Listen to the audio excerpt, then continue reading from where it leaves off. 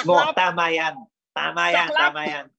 Saklap, samahan ng mga asawang kailangang lumabas papuntang palengke. Saklap mga kaibigan. Yan ang bagong Facebook group na ating... pare, iba tong grupo na to. I mean, galing, di ba? Umanap ka ng makakaramay mo. Yan ang magandang isang ECQ na. Okay, what did you guys think about that? Have you ever stumbled upon Saklap? I haven't seen Saklap in person, but I am well aware of the phenomenon of husbands who are going to the supermarket for the first time and trying to follow a list and trying to find the items na clueless naman sila, wala silang kamalay-malay kung ano ba talaga yung mga bagay na yon that are on the list na binigay sa kanila. It's like parang kang alien. Parang alien, diba? Paps, ikaw, Drew, you bring food to your mom every day, you said, di ba? Not every day now. I mean, it's okay, because laging mali-mali talaga information ko, so it's okay. 3 times a day. No. We picked my mother-in-law already, so she's staying here with us now. So at least I don't have to, bring food 2 kilometers away every so often, no? But so now you just bring it to the next room. I bring it to the next room, pare. Okay. And I think that, of course, her grandkids are happier that she's here also, diba? So, nice. Yeah, that's great, bro. I mean, iba. Ako, like I said, I mean, it's one thing going out, and it's another thing to actually be out. Diba? It's like you miss your family, you miss doing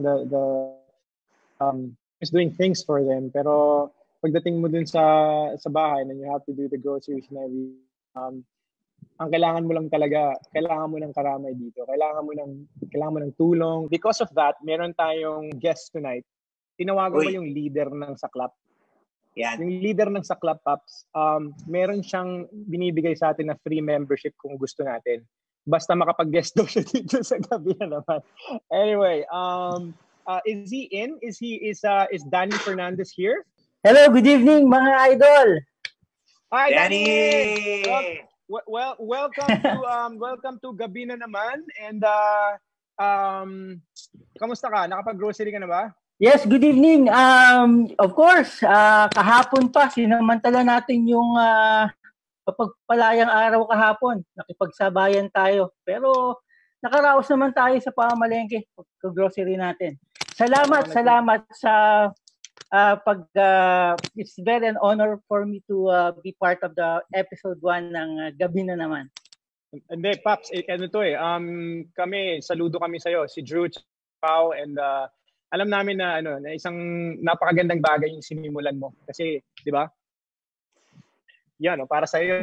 Maraming salamat. Maraming salamat. Anyway, wala nang so, paano mo naisip yung paisip na i-form yung group? Actually, hindi ko naman talaga to pinlano. Hindi ko rin in-expect na Okay, Danny. Thank you so much kung ganun. Okay, thank you. Joke lang. Yan, Stay with us, Dan. May konting talent tayo sa script writing and copywriting during my early career, and that's nice. Nakaisip ako na maglaro-laro ng mga acronyms, and so minsan isang araw na pagtripan kong gumawa ng acronym para sa mga epic fails ng mga tatay habang sila muna yung mag-isa na nasa palengke or grocery. So, yung mga hugot na kapalpakan ng mga asawa, parang masaklap na experience, parang gano'n. Then after ko ma-feature sa isang news program, nakita ko na, wow, talagang ang dami nakaka-relate. Marami pala kaming pare-parehas ng ganong experience. Then may mga friends ako na gawa ka kaya ng group, parang support group. Lahat ng mga may masasaklap na experience sa pagiging alay. Tawag din namin alay ng tahanan eh. Pagsama-sama. So doon ko naisip gumawa ng parang online community. Doon kami magkakakwentuhan, mga kapalpakan namin mga mister, kapag kami ang pinakawalan sa palengke, gawing alay ng tahanan during this pandemic. So parang doon nagsimula, Idol. Hindi naman kayo pinapagalitan ng mga asawa niyo habang pinag-uusapan niyo kapalpakan niyo online, Pops. Okay lang. Okay actually, naging siya marami kaming mga members din na tinatawag lista. Yun yung liga ng mga ina na suportado mga tatay na alay. Lista. Sila yung tagagawa ng lista. Tapos, ano siya? Lista. Idol, oo. Sila yung nandun din sa group namin, parang naging affiliate group namin. Kino-correct yung mga mali naming pagkakaintindi dun sa listahan namin. Kaya nandun din sa group. Kaya puro, masaya yung sharing ng mga experiences talaga. Okay, anong sabi nung mga commander natin dito sa movement na ginawa mo? Well, una, kasi parang nakaka-relate din sila Bukod sa kami na masaklap dahil dati nagtatrabaho kami most of the members 8x5 yung work o kaya nagda-drive o kaya nasa construction etc. Ngayon kami yung nandun sa palengke, kailangan naming mag-step up kumbaga. Hindi pwede yung mga dampot style. Tawag nga namin ng DDS, dampot style.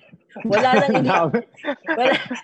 nang specs, wala nang size, wala nang kulay. Sige, basta may maiuwi, 'di ba, Danny? Just don't come home empty-handed. Nakalagay sabon, sige, sabon. Bahala kahit na anong sabon yan.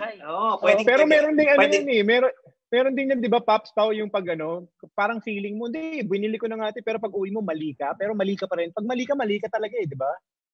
Hindi, kung nakalagay dyan sabon, kahit na sabon. Kung carpet shampoo yan, nakalagay shampoo, carpet shampoo inuwi mo, babanatan mo yan. Pari, bapang shampoo mo yan, paninindigan mo yan.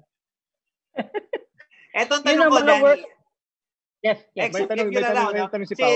Danny, ano ba yung worst fail? What's a perfect example na kunyari nilista si Mrs. tapos completely from another planet yung naiuwi mong bagay? What's the worst fail that you ever had? Yan, maraming nakaka-relate din sa worst fail ko yung pag-uwi mo sa bahay, hindi ka naman bumili ng panike, pero yung unang itatanong ni Mrs., ba't ito? Patay na.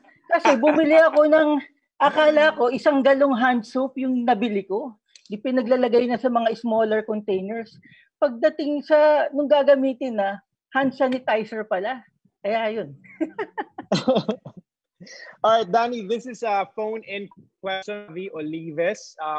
He's a fan of the show. Mahilig siya sa, syempre lahat kami nagmomotor, no? 'Di ba? Mahilig kami Audi Teodoro kasi mga hindi lang marathon, pati cannonball, pati mga Ironman ganyan. So question nila ay ano ang pinakamabilis na o sino ang may record ng pinakamabilis na time na nag-grocery at ang pinaka-longest time? Ang pinaka-shortest, mga 10 seconds lang yata kasi nakalimutan yung pambayad. Pero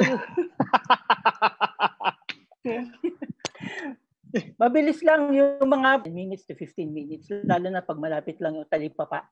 Pero yung longest time, inaabot ng 3 to 4 hours. So anong top tips mo, Danny? Miyembro na ngayon ng Kasaklap, na-realize nila na we have to embrace the new normal Yung sa family setting pa lang, dati taga-buhat ka.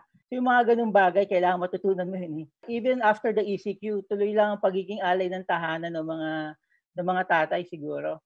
Although there's a negative connotation on the saklap, pero ang tingnan natin yung the humor side of it or yung mga funny moments and experiences para good vibes lang lagi. Yeah, ang ganda nun, bro. Sobrang. Thank you. Ganda nun, bro. Ganda. Sobrang ganda.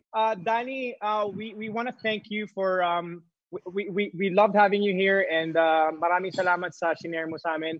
But before that, Danny, obviously we wish you all the best, no? I mean, pati dun sa saklap, pati dun sa lista, pati dun sa DDS. Mabuhay kayong lahat. Isa kayong mga magigiting na mga batang palengke. But aside from that, magkaka-baby ka. Paps, Drew, magkaka-baby siya. Bagong baby, Paps. Uy! Family, Paps. Congratulations, and we wish you all the best, my friend. We will be watching you. We'll be following you. Keep up the good work, my man. Maraming salamat sa'yo. Thank you, Idol. Meron kang gustong pasalamatan? May gusto kang batiin? Yeah, very quick shout-outs lang. Sige, text mo na lang sila. Joke lang.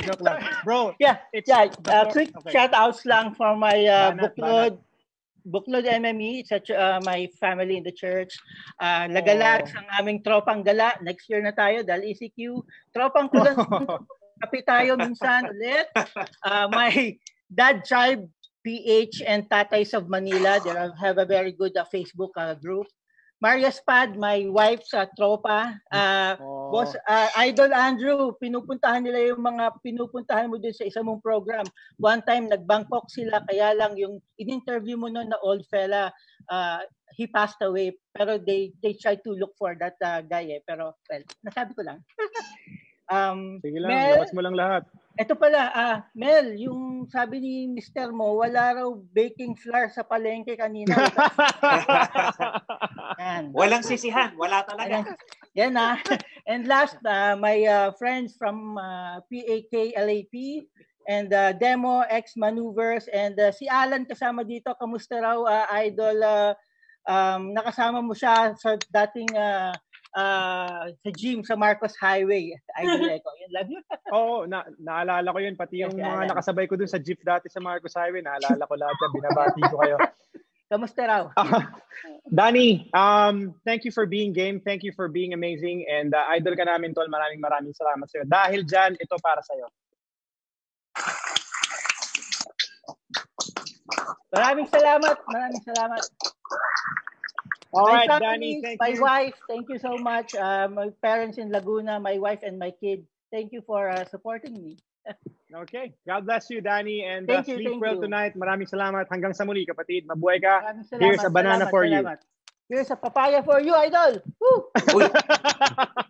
Sarap yan, my favorite. Pao, kailangan mo yung papaya na yan, Pao.